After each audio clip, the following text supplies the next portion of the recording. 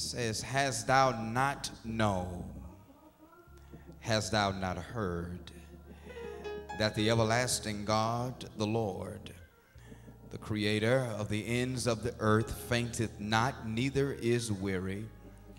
There is no searching of his understanding. He giveth power to the faint, and to them who have no might he increaseth strength. Even the youths shall faint and be weary, and the young men shall utterly fall. But they that wait upon the Lord shall renew their strength. They shall mount up with wings as eagles. They shall run and not be weary. They shall walk and not faint. I want to talk from this thought. Have you heard the rumor? Thank you. You may be seated. Have you heard the rumor? We live in a day where everybody has a story, whether it is about their business or somebody else's. Everybody has a story.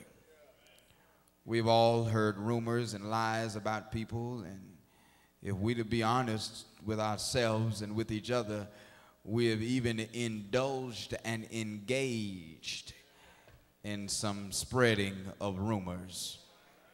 Some of us have the motto, if you ain't got nothing good to say about nobody, come tell me about it. I know what you were thinking. Because people love to know what's going on. They want to know who's cheating on who, who's going with who. They want to know who's falling into sin. We enjoy hearing about different things because we love rumors. But the irony is that we love rumors and we spread rumors until rumors become about us. And it is then that we say people need to quit lying. When the rumor is about us, it is then we say folk need to mind their own business. When the rumor is about us, we'll say, you know, God don't like ugly.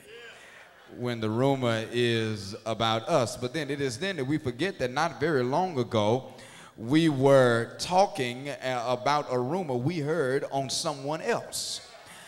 And, you know, I often say that I believe that if we would spend time spreading good rumors about God, we wouldn't have time to spread bad rumors about our brethren.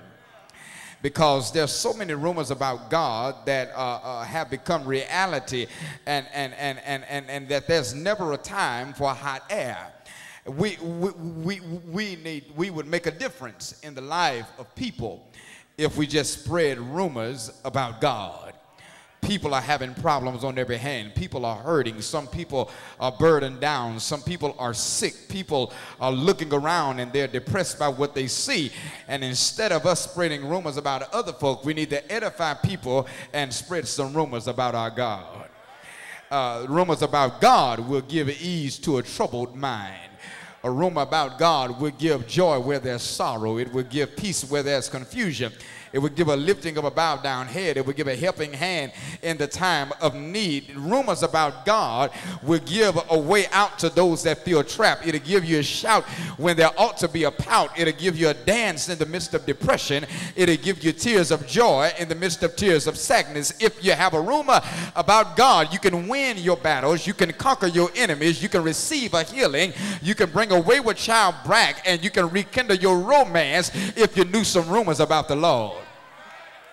And so while you're spreading rumors about other folk, I want to tell you, you ain't doing nobody any good.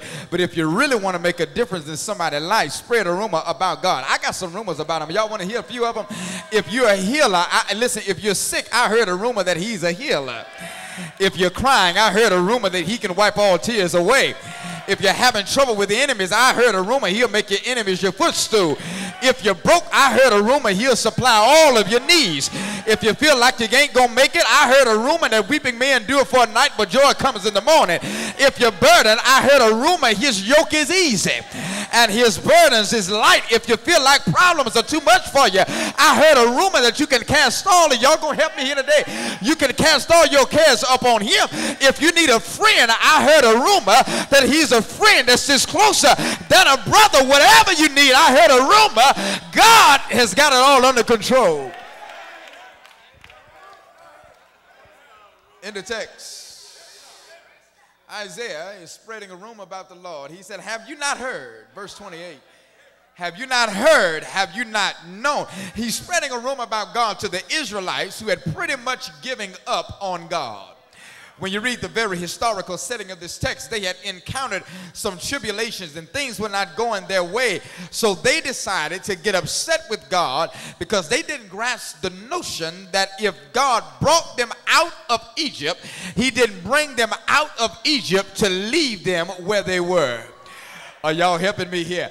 So they began to complain about all that God had not done, and they didn't understand what God was up to. They didn't understand how God was working. As a matter of fact, they thought God had left them and given up on them.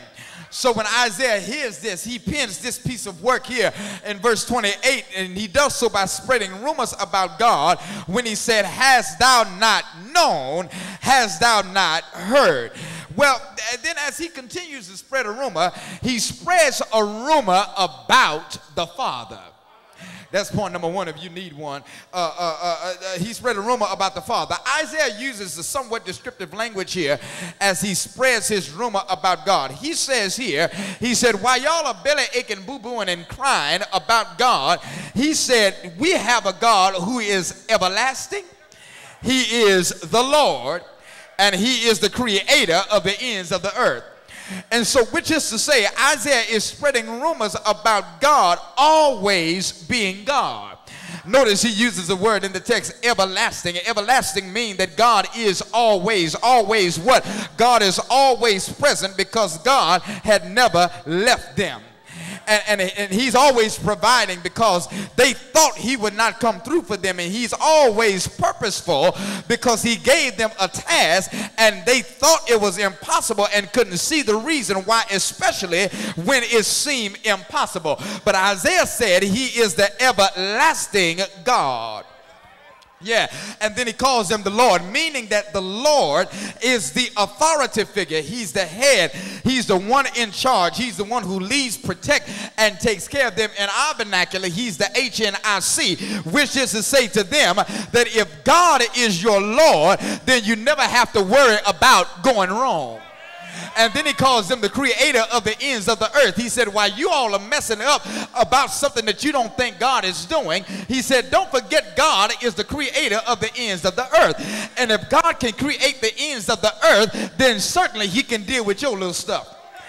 Isaiah wants them to know if he can put the sweetness in the apple and the tang and the almonds and the sour and the lemon and the fuzz on the peach and the fur on the kiwi, he said, then surely he can take care of your stuff. If he can put the calcium in the milk, the protein in the meat, if he can put the woof woof in the dog, the meow cat, the moo in the cow, the who in the owl, and the funk in the skunk, then surely he can take care of me. Y'all hear what I'm saying? If he can put the shine in the sun, the twinkle in the star, the twilight in the moon, then surely he can take care of your stuff. If he can hang the stars in their silver socket without a stepladder, then surely he can take care of you. If he can paint the sky blue without a paintbrush, then surely he can take care of you. If he can make a brown cow eat green grass, give us white milk so grandma could churn the yellow butter, then surely he can take care of you. All Isaiah trying to tell him is, listen, be not dismayed. Whatever betide, God will take. Yeah, he sure will. In him talking, in him spreading this rumor about the Father, he talks about his faint. He said, as he spreads his rumor about the Father, he says, listen, the word faint is in the text. I really wish I had time here. But the word faint is in the text. The word faint speaks of stopping. It speaks of giving up, letting go, or throwing in the towel. These words do not describe our God. He does not stop. He does not give up. He does not let go. And he does not throw in the towel. Are y'all hearing what I'm saying? In other words, God works overtime. Are y'all with me here? He works overtime in your life and mine to ensure the victory. Oh, yes, he does. God is not a quitter. He does not give up on children. He does not give up on his children because he's got plans and he's got a purpose for his children. You see, I find it quite refreshing to know that when God saved me, he didn't save me to lose me. If he could lose me, brother, it would be, listen, if God could lose me, then I can't call it being saved. If God could lose me, then Calvary is null and void. Y'all ain't hear what I'm saying. If God could lose me, then his blood is of no effect. If God could lose me, then Sunday morning don't mean a thing. Are y'all hearing what I'm saying?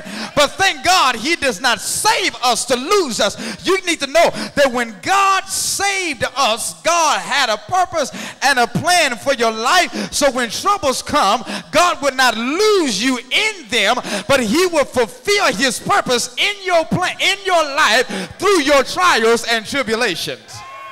Are y'all hearing what I'm saying? And see, when you know God has something greater for you, I'm talking to one of y'all in here today. Listen. When you know God has got something greater for you and know that he doesn't stop working in your life until his purpose is fulfilled, you'll have a whole lot of peace with what you go through. Okay, y'all looking at me like I'm pebbles. Let me help you. In other words, Daniel didn't worry about the lion's den because he knew God had a plan.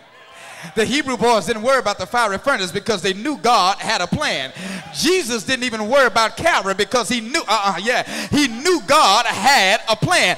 I don't bother myself with stuff and junk because I know God has a plan.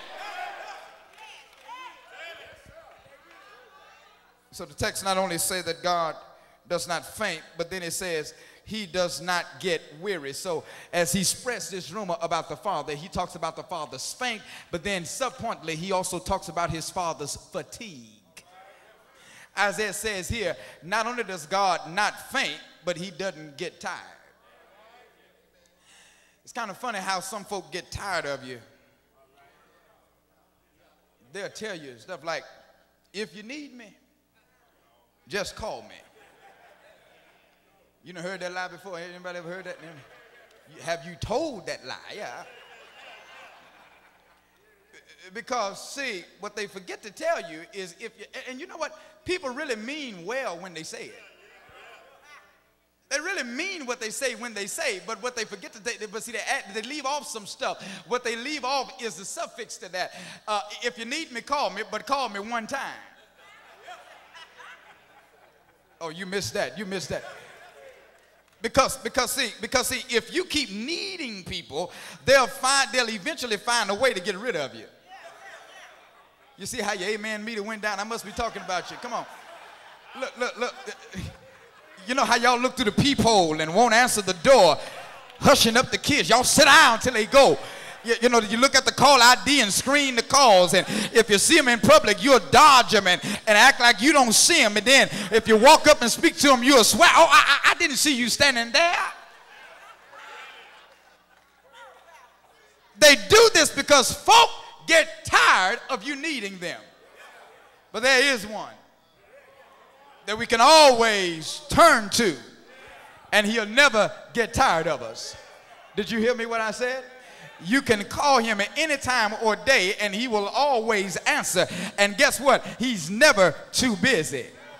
That's why instead of you looking around for folk, you need to be trying to look up at the Lord.